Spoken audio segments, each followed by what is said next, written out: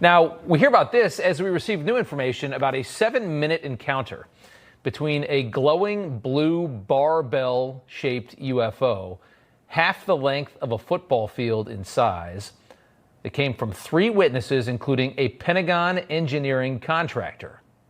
This happened in southwestern Ontario in August 2013, about 11 years ago. One of the witnesses describing an indigo plasma that covered most of this craft, claiming the craft rotated slowly for about 6 or 7 minutes while emitting an electrical spark-like shower. One witness attempted to film the craft with his camera phone, only to get static when he did, despite the camera working before and after the encounter. So that's the claims here. Now on screen, you're seeing a rendition and a sketch of what they saw that day, the shape of what they saw. I mean, they said 6 or 7 minutes it sat there. The craft eventually shot off at, they say, an incredible speed. Robert Powell is a UFO investigator who traveled to meet with the Pentagon contractor, spoke to him firsthand about exactly what he saw, and he joins us now. Robert, thank you so much for coming on. What exactly did you learn when you spoke to this man, and what's new on this story? Well, the main reason I flew up to meet with the guy is I wanted to verify that he was who he said he was. Yeah. I thought it was a very interesting story. Not only did you have 3 witnesses, but the primary witness was an engineer who had contracts with the Pentagon. And what's really interesting is you have an object that's not aerodynamic, right?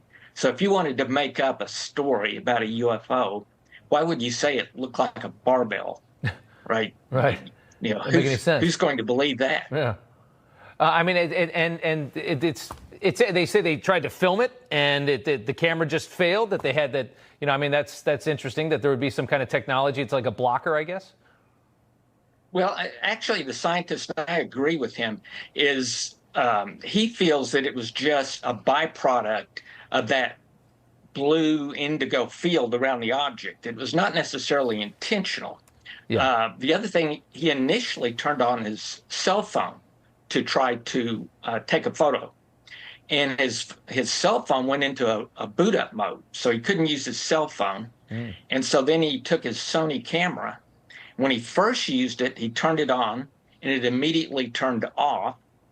And what he did next is he began to observe the object through the telescopic view of his hunting rifle he happened to have with him. And then later on, the object moved farther away. And once it moved farther away, he turned his Sony video camera back on. Wow.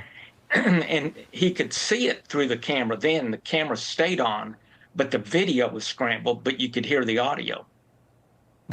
It's so crazy to hear these stories, and there's so many of these stories. And again, they come from these credible people. I still remember, you know, hearing on 60 Minutes from these, you know, they're like, you know, naval pilots that have seen things that they just can't explain, and the way it moved. There's no way a trajectory could change like that at that speed. It's amazing to hear. You've got Harvard and Montana Tech scientists hypothesizing that aliens might be living among us on this planet. We also have a new report out that NASA's been looking tentatively in our own backyard in the solar system for signs that Earth is not the only place of life near us.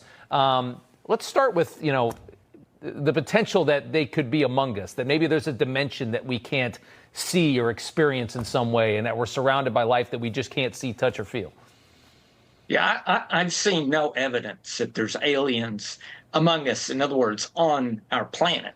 I've seen plenty of evidence that there's indication that extraterrestrial craft have moved through our atmosphere.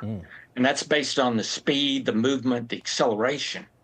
But I don't know that I can, you know, go with the aliens among us part. Yeah, that's a tough one for me to believe too. But when I look out at all those stars, it is hard for me to think that there's not something out there looking back somewhere.